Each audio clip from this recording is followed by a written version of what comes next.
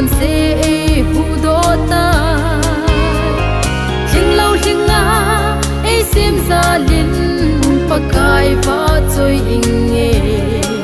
ngai lut la cross ke dia o kadam na hallelujah pakai va choi ing nge lim le me kan nei lai sen ka pakai va choi ding hai na hu kan nei lai sen zong angai lu cham kim chu ni tin a ka sui ding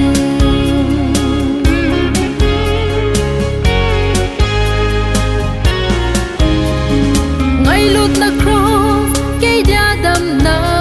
kan tha gao lung mon na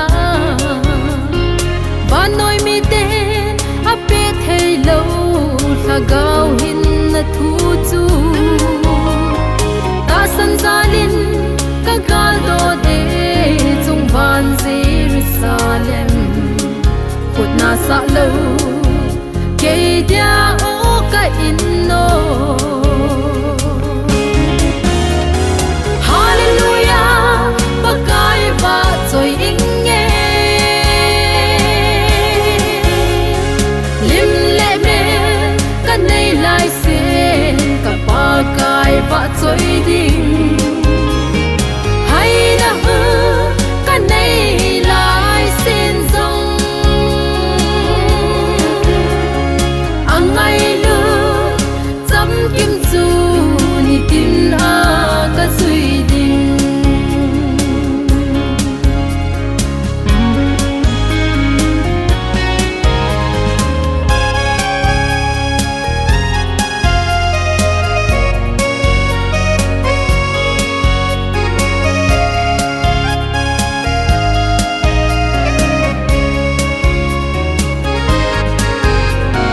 ngai lut na cross ke dia dam na ka iza kai na hi lung hin heya ta san zo sin hin kem lo an nei ding ogi po ngai sang ding in pakai in e ko ui lung ki sin zon in on a dam ding hallelujah pakai va choi ing nge lim le me kan nei lai sen ka pakai va choi ding hai na hu kan nei lai sen zong